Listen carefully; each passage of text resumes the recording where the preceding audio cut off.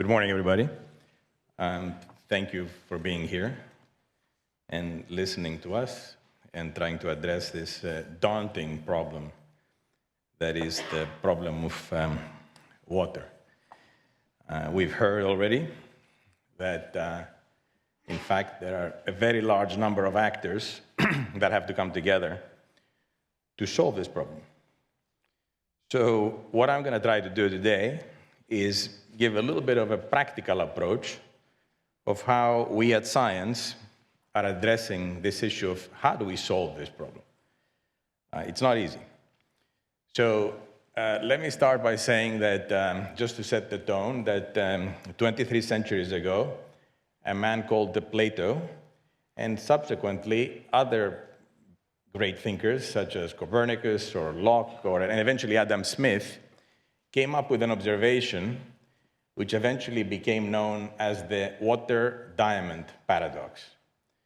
So the water-diamond paradox is as follows. People value diamonds more because they are scarce, difficult to get a hold of, and even though, and especially at the time, they had no industrial use, and they value water less because it's plentiful, and even though it's extremely useful, okay, it's just not valued very highly, which is very inappropriate, I think. So where we are today, 23 centuries later, we have the basic facts in perspective, okay? We know how much water there is on Earth, 332 million cubic miles. We know it covers 71% of the globe, but 97% of it is too salty for consumption. So that means 3% is what we can use. Of that, 99% is in glaciers and in the permafrost, so we can't use it. So all we can use is 1% of 3%, just to set that fact in place. Second fact is population has been growing a little bit since Plato, and just last century, it grew 4 times. And this century is expected to grow again 2 times. So the same water is being used by a vast number of people, population growth. That's the essence of the problem, okay? And that's one of the things that we have to keep in mind when we try to solve it. Now, here in the United States, in terms of solving it, we engage in the hydrocarbon cycle, we being the industry. Okay, we take the water from the water table, from the rivers, the rain, etc. We treat it for use. We use it if we don't store it before. And then once we use it, we basically treat it again and return it to the environment or reuse it. And that theoretically is 100% recyclable and sustainable activity. That sounds good, okay? But it's not the case. Because when you look at the realities, the realities are that when we use the water, which is ingestible, we fill it with fertilizers, pesticides, and these are just some examples. I can go on for a long time. Plastics, as our friend Seth Siegel wrote, all the pharmaceuticals that our body doesn't consume go into the sewer and therefore into the water table, okay? And small detail. Then we move it around. That means that if you are growing alfalfa in Arizona and it goes to the Middle East, the Arizona water went to the Middle East. Okay? Nothing wrong with the Middle East, but it went there. Okay? And then we stop it from moving around with dams and so on and so forth, altering ecosystems, and among other forms of collateral damage. And we don't know what that means. Okay? And then we have, of course, the increased temperature, which picks up the water from the sea and drops it down. And we've seen what happened in Greece last year and most recently in Central Europe, where they had huge floods, and the most monumental floods in a very water-rich country in Japan. Okay? So all that, and here the population growth in the United States is also very strong, and in my lifetime, it has doubled. Okay? So what are we now in terms of history? Okay? It feels that there should be a big investment in water.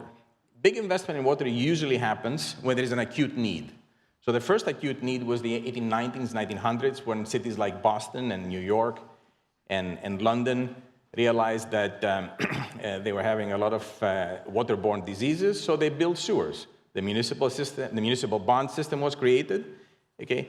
And then, of course, for the Great Depression, because shovel-ready jobs were very good and needed so much to get out of depression, we built a lot of dams, which were very popular at the time, not so popular right now. So that was the first period of major water investment, driven by acute need. The second period was in the 60s, when it dawned on us that we should clean and it came with the Clean Water Act, but it dawned on us that we should actually clean the water, treat it, before we return it, we use it for industrial use and return it to the Hudson River, for example. So that was the beginning of treatment plants, and a lot of the treatment facilities were built at the time, and some of which still are working, even though the population has doubled. And there are some small details there that there was a state called Hawaii was exempted, and they've been dumping raw sewage into the Pacific for the last 50 years. That exemption is finishing now. There are some other exemptions that are interesting, but I don't want to go into politics here. So now here we are in 2024. In 2018, we revised the US Safe Drinking Water Act. That's very important. That requires treatment of certain different things. And hopefully, this will push us, together with a massive need, into what in fact would be a third mega cycle of investment in water. And that's going to have several characteristics that you all know about. There has to be intensive recycling. There has to be recognition, again, that water is the most valuable commodity and not oil. The 20th century was the exception to the rule. In every century in history, water has always been the most valuable commodity. Not in the 20th century. Maybe we'll turn that in the 21st. Okay? And of course, you have technology applications and an absolute needed change in mental framework. Okay. In the United States, we have massive forces driving this. I mentioned the population growth, okay, aging infrastructure. The infrastructure in the US is catastrophic, okay? We have improving regulation, which is good because it puts higher standards in place, okay? We have adoption of new technologies, finally. Technology is entering the water sector, okay? And we know we need to increase recycling because there's not enough water to put around. You have to use the same water over and over, okay, and be efficient using it. But the numbers are daunting. The EPA estimates that we will need $1 trillion over the next 20 years. And we know that on an annual basis, we have funding gaps of $80 to $100 billion every year. So every year, it gets worse, not better. That's where we are right now. Okay. So ultimately, it can only be solved by management because we have a finite commodity that we need to use many more times. And what does many more times mean? Well, it's the population, many more times. Okay, and this is the business case to fix, and I'm speaking here as a businessman. And I can tell you, this is very difficult because this industry is, other than being extremely large, is also very fragmented, okay? And what do I mean by fragmented? First of all, geography. Some places have water, some don't. And the US is a vast continent, okay? Then, laws. Some states have riparian laws, some states have prior appropriation. So the laws are different in every state. The third thing is the regulatory environment. The US is the only OECD country that doesn't have a central water regulator. I'm not suggesting that we put one, but it's a fact of life. Okay? And the only central regulation that you have is the EPA, which is basically a regulation about the quality of water, and it provides guidelines to the state EPAs, and everything else is at the state level, which means variable practices and different practices and so on and so forth. Then you have a plethora of utilities. There's no other country that has 88,000 and counting utilities. A new utility is created every day when a new housing development takes place. Okay? 81% of those, very small. That means they don't have the resources, they don't have the chemical engineers, they have the water engineers. We all saw what happened in Flint, Michigan. Okay? And then finally, there is fragmentation in terms of size of the corporations and core competencies. There's a lot of small companies, okay, out there that know what they're doing, and they're doing it well. But 85% of the market, okay, which is very unusual in the US for a mature industry, typically the top 3 or 4 or 5 players in the United States have 85% market share. Here, the top 3 or 4 players in every subsector have 12%, 15% market share. So basically, you're dealing with middle-sized companies, small companies, owner-operators, moms and pops, people who shouldn't be in the business because they cannot meet regulatory standards. And as a result, we have 30% of all systems being out of compliance. So that's a big challenge as an industry. Okay? How do we do it? So here, we have the situation that we're not Singapore, because people say, well, look at Singapore, they've solved it. Singapore is a small place, and they can have the network effect, okay, which means everything is networked and organized together. Here, we don't have the network effect. So there's no Google solution, and we should not expect it. Here, the solution is solve one problem at a time, or as the common language says, slice the salami and eat one slice at a time. So how do we do it? Okay. First of all, we find companies that solve one problem. If you solve one problem, it's good enough. If you solve one problem and make money, okay, which means you have a viable business model, that's great. Then we will buy that company, develop the leadership team, infuse them with capital, develop further the investment model so it makes sense for capital to go in, okay, develop a strategy and operational excellence, a culture of impact and sustainability, okay, and then that creates, sorry, there's something going on here, which I'm going fast, a platform.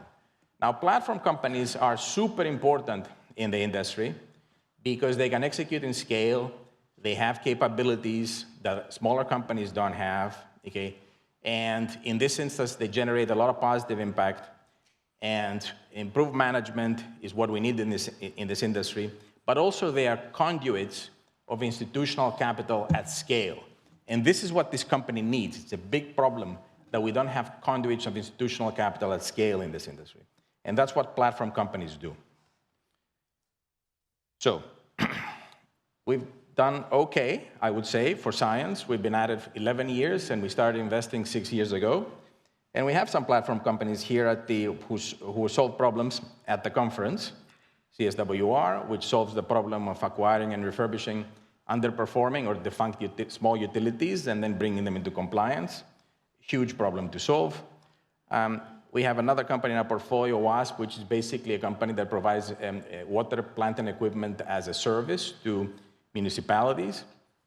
This solves the problem of funding and decision-making cycle, and also the problem of maintaining plant and equipment after it's installed, which is one of the biggest problems that you have in the water sector, because usually the maintenance is subpar. There is another company that's addressing more on the treatment side, IWS.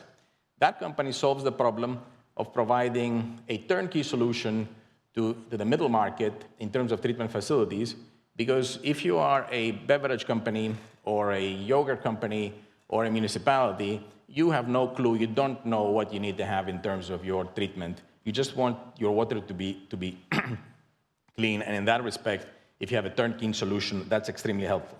There's another company here called Botanical Water. They are going to be making an announcement today that they have done an incredible deal with Microsoft, where basically they address the problem of that some communities have, where you have intensive use of the water in their water table, let's say a data center in India, and then the community loses that water, and the water table is basically, the water in the water table declines.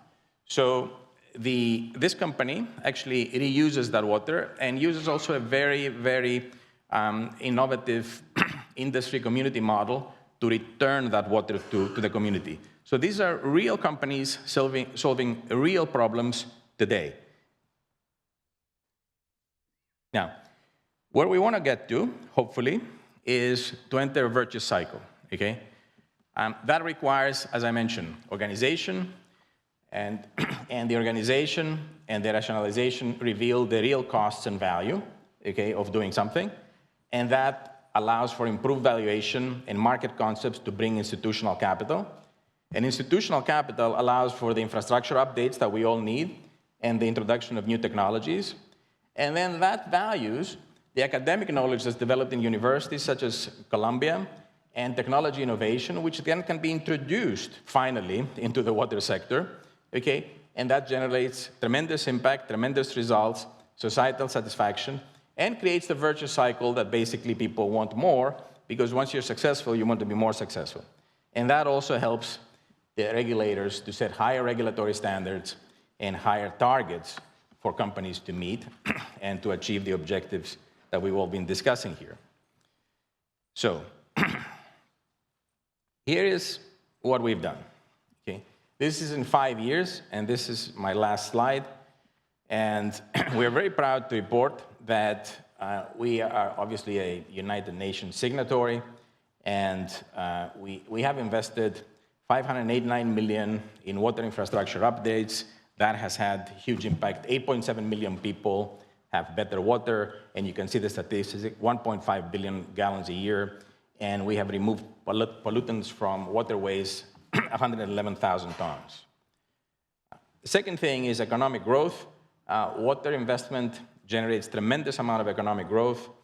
We have developed 378 million of new infrastructure, okay, and we have created 6,233 jobs, 75 of which you don't need a college qualification. That's a total of 966 million. That's as of December 31st. I'm mentioning all this stuff because we're also trying to pioneer a reporting system of KIPs for the water sector, whereby the KPIs for impact are measured, audited, and reported to constituencies. That's what we do. This is from our December 31st, 2023 report. We are obviously continuing to invest, and we will continue to invest.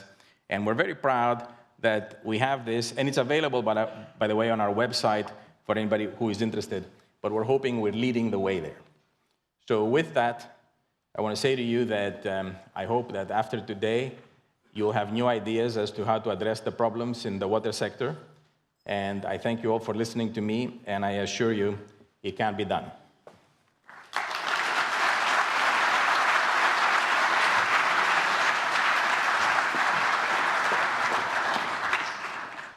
I am available to answer any questions.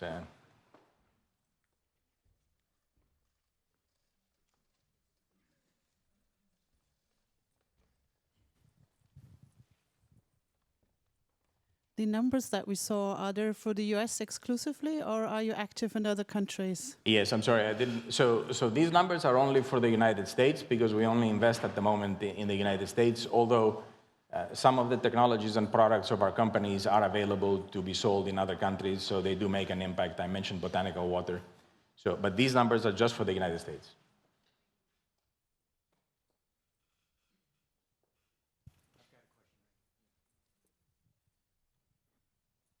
So what, in your opinion, is the low-hanging fruit, the most cost-effective way to approach this problem?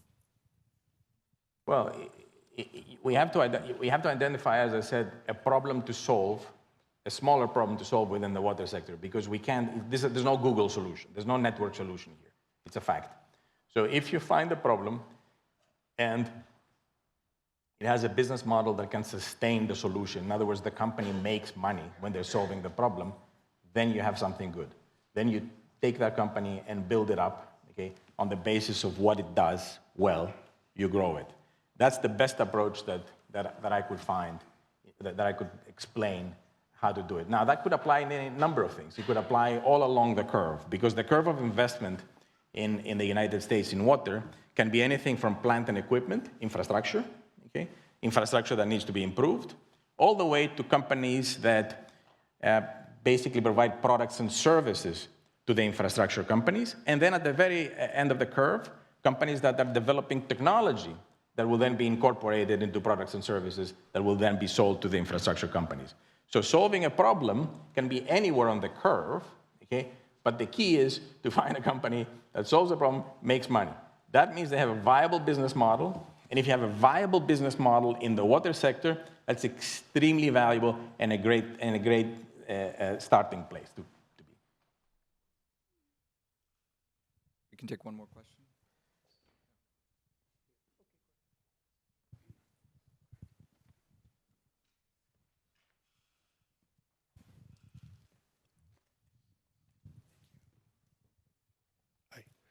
A lot of companies and their water stewardship work gets communicated in the supply value chain, but often doesn't pivot over to the consumer-facing side of things.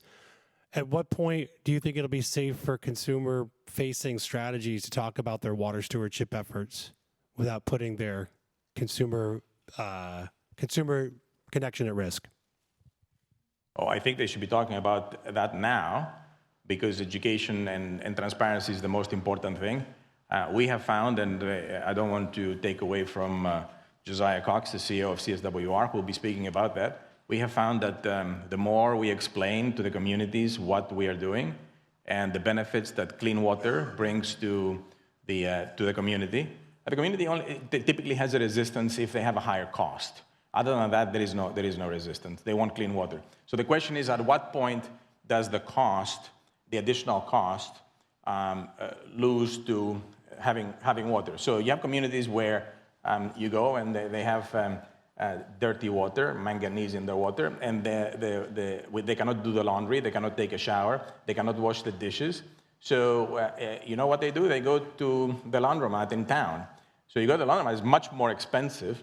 So when you explain to them that, yes, you may be paying $20, $30, $40, $50 more a month for your water at home, but how much money are you saving there? Okay? So when they actually understand that, okay, then it becomes it becomes a very easy conversation. So I would say to you that I would err on the side of communicating early and with transparency, because because the facts are there, and I'm putting aside the health issues, which are monumental.